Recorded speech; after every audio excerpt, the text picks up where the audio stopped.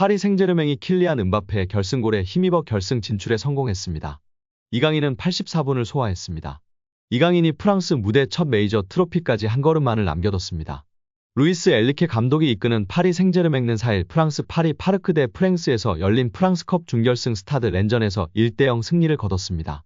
이로써 파리 생제르맹은 발랑시엔을 3대0으로 격파한 올림피크 리옹과 결승전에서 맞붙게 됩니다. 쉽지만은 않은 경기였는데요.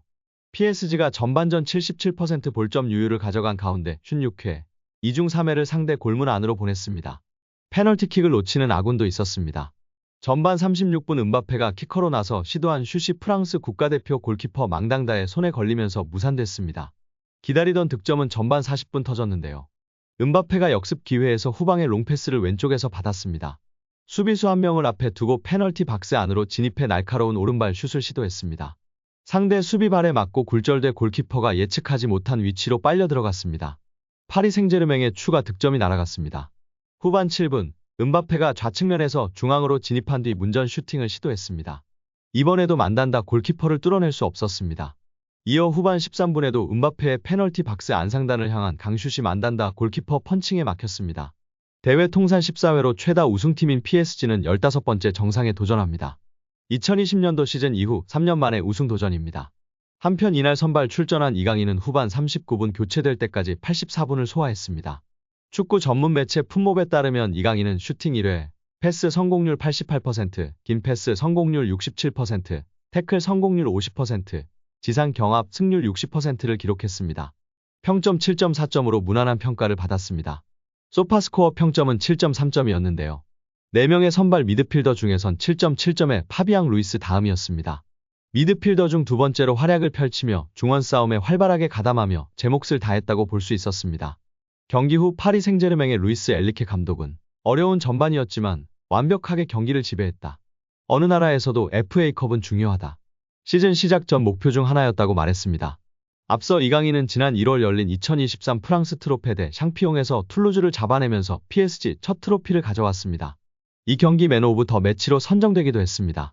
이는 프랑스 리그앙 우승자와 프랑스컵 우승자가 맞붙는 슈퍼컵으로 메이저 트로피로 꼽히진 않습니다. 이강인은 발렌시아 소속이던 2018년도 시즌 코파델레이 우승을 차지한 바 있습니다. 이후 5년 만에 메이저 트로피를 2개 수확할 기회를 잡았습니다. PSG는 18승 8무 1패, 승점 62점으로 프랑스 리그앙 선두에 올라 있습니다. 2위와 승점 차는 12점으로 아직 리그가 7경기 남았으나 우승이 유력하다는 평가입니다. 프랑스컵에서도 리옹과의 결승전만을 남겨뒀는데요. 이강인 선수의 맹활약으로 다시금 트로피를 수집했으면 좋겠습니다. 스페인 매체에서 챔스 8강전에서 붙게 될 파리 생제르맹과 바르셀로나를 비교하며 바르셀로나 선수단이 더욱 한 수위라고 평가했는데요. 그 와중에 파리 생제르맹 선수 중에는 음바페와 이강인을 언급하며 이강인 선수의 위상을 다시금 확인할 수 있어 화제입니다. 특히 마요르카에서 환상적인 시즌을 보냈던 터라 스페인 언론에서는 이강인 선수에 대한 관심과 애정이 높은데요. 스타 선수들이 모여있는 파리에서 음바페와 더불어 이강인을 언급하며 팬들의 관심을 받고 있습니다. 다만 스페인 매체와 보도와는 달리 영국 트랜스퍼마켓에서의 선수단 가치 평가에서는 파리 생제르맹이 바르셀로나를 앞섰는데요. 그 소식은 잠시 후에 알아보도록 하겠습니다. 킬리안 음바페와 이강인을 언급했지만 FC 바르셀로나가 한 수 위라고 평가했습니다. 프랑스 매체 PSG 토크는 스페인 축구 전문가는 바르셀로나의 스쿼드가 파리 생제르맹보다 뛰어나다고 주장했다라고 전했습니다. 유럽축구연맹은 챔피언스리그 8강 대진 추첨을 진행했고 이강인의 파리와 스페인의 명가 바르셀로나가 맞붙게 되었습니다. 바르셀로나의 올 시즌은 불안하지만 챔피언스리그 5회 우승에 빛나는 전통 강호인 점은 달라지지 않는 사실입니다. 뛰어난 스트라이커를 보유한 두 팀인데요. PSG는 킬리안 음바페 6골을 앞세워 8강에 올랐고 바르셀로나는 비록 이번 시즌 주춤했지만 필요한 순간 마무리해줄 수 있는 로베르토 레반도프스키를 보유했습니다.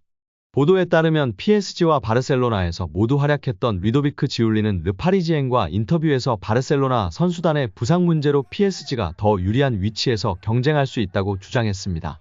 이에 스페인 엘 치링기토의 호세 알바레스 호야 기자는 바르셀로나의 선수단이 더 좋다고 반박했습니다. 알바레스 기자는 PSG는 실제로 멋진 선수단을 보유했다. 킬리안 음바페, 마르코 아센시오, 이강인이 있다. 비티냐 역시 좋은 선수다라면서도 그러나 바르셀로나의 라인업이 PSG보다 훨씬 낫다라고 강조했습니다. 두 팀의 첫 대결은 오는 4월 11일 열리는데요. PSG는 홈파르크 대 프랭스로 먼저 바르셀로나를 불러들인 뒤 17일 스페인 바르셀로나로 떠나는 여정입니다. 파리 생제르맹과 바르셀로나의 공통점은 무엇일까? 바로 젊은 자원들의 신선함입니다. PSG는 11일 새벽 4시 프랑스 파리에 위치한 파르크 대 프랭스에서 열리는 챔스 8강 1차전에서 바르셀로나를 상대할 예정입니다. 스페인 매체가 PSG와 바르셀로나의 선수 명단을 집중적으로 분석하며 화제입니다. 스페인 스포르트는 바르셀로나는 신념과 상황의 영향으로 유소년 아카데미를 설립하고 투자하기로 결정했습니다. 그리고 그 결정은 옳은 선택이었음이 증명되고 있습니다.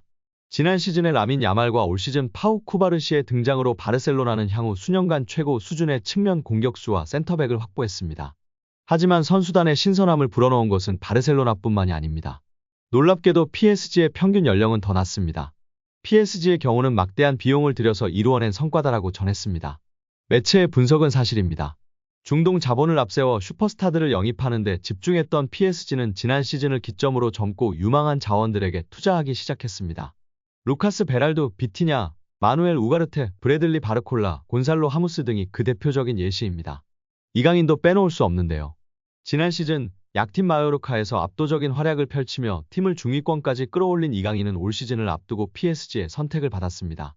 20대 초중반의 선수들에게 팀의 미래를 맡기기로 결정한 PSG는 이강인과 무려 5년 계약을 맺으며 미래를 약속했습니다. 스포르트 역시 이러한 부분들을 주목했습니다. 매체는 PSG 선수단은 UCL 8강 진출팀 중 평균 연령이 가장 어린데요.